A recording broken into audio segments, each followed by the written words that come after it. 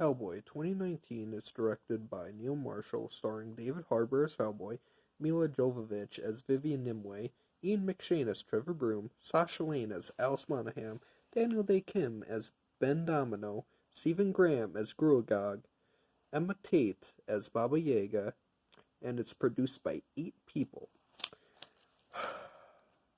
Now, I was super excited to see this movie because I love Hellboy.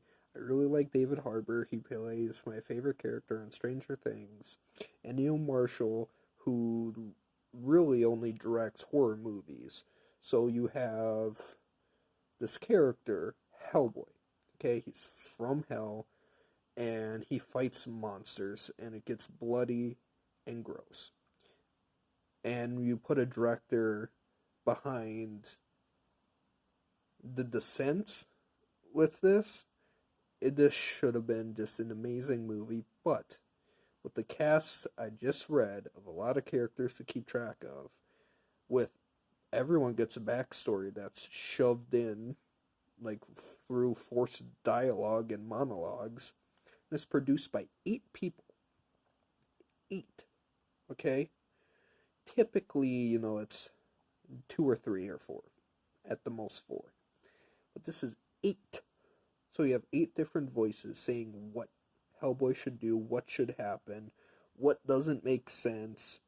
Okay, so that's how I see this. 8 people gathered around. Neil Marshall made the movie he wanted to make.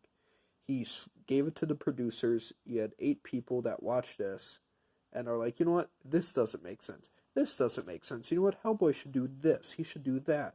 He should punch this guy. He should say this. And so it's gives a very uneven feel to the movie. And it's based off of Darkness Calls, The Wild Hunt, The Storm and the Fury, and Hellboy in Mexico. Okay? That's 4 different comics this movie's based off of, with 4 different ideas. So it's unjagged as hell.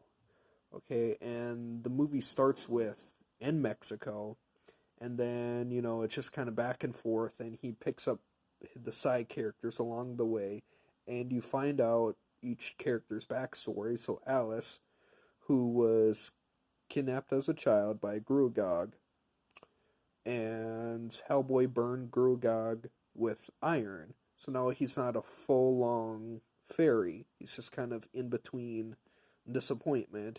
So Gruagog goes to Baba Yaga and says, how do I defeat Hellboy? And Baba Yaga tells him, you need to put together Vivian Nimue. Vivian Nimue will show you the way and will help you defeat Hellboy. And you find out that Vivian Nimue was betrayed by King Arthur and Merlin. So Merlin is cursed forever, and only the true descendant can wield Excalibur and destroy Vivian Nimue. Whew! Are you still keeping up? And in between all this, you have just, I will say, some good fight scenes. The 2 best scenes in the movie are fight scenes, where there's very little dialogue, and the action and the music takes over. And it's just really disappointing, because this movie could have been absolutely amazing. Hellboy with a hard R just kicks ass. And they make Hellboy in this movie super likable. He's funny. And they give him an obsession with hard rock. So he's wearing, like Pink Floyd t-shirts, Billy Idol t-shirts, and the soundtrack is full of 80s rock and 70s. Got some 70s in there. And the fight scenes, like I was saying before, well done. You have one scene with the Osiris Club. So he goes to the Osiris Club in England with them to hunt giants. Well, they betray him. The giants end up killing all 3, which doesn't make any sense. They're like, we fought giants forever. Then the giants killed them. So Hellboy has to kill 3 giants, which is an awesome scene. It's framed like a one-take fight scene. And that scene's really well done. And the action's there, and it's great. But then you have the final fight scene where, Professor Broom dies, and it... So So Alice has this power because she's an empath, and she's psychic, so she can touch a dead body, and this gooey orb comes out of her mouth, and this mush forms into the person. That's how Hellboy can communicate with the dead, is through Alice. So she does it at the very end with Professor Broom's body, and so this mush comes out, and what would be a very moving scene is weird by this really awkward CGI effect of Ian McShane. That just doesn't make any sense. It's like this weird, formy, blob-like thing. And so then he kills Nimue, and they save the world, and then Ben Domino. So in this fight, Hellboy and Ben are fighting the Grugog. You find out that Ben is a werepanther. So he turns into the panther, which is not a good effect at all. It's pretty cringy.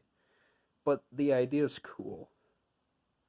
And they fight the Grugog, and Nimue basically had Grugog there just to beat down Hellboy so she could try and turn him to the dark side. But he doesn't, kills Nimue. So then the best scene in the movie, it shows them in Russia. And it's the three of them. And they crash this other cult, and they have this fight scene. And the fight scene is playing Kickstart My Heart by Motley Crue, and it's this awesome one-take fight scene, and it's really well choreographed, and all three members are not only fighting, but they're fighting together, and they're working together as a team. That is awesome. And then at the very end, they're like, what's in this tank? I don't know, it says something Abraham Sapien. And then it shows a hand in credits.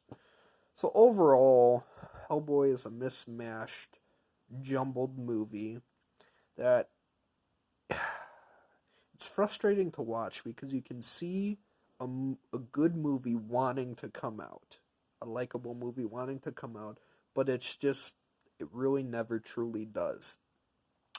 And so I'd give it a 1.5 stars. But they hint at the end a sequel, because Baba Yaga is talking. She's like, I want Hellboy dead, to this unknown person. And the unknown person's like, why would I help you? And then Baba Yaga's like, then I can finally let you die. So I'm assuming it's Rasputin.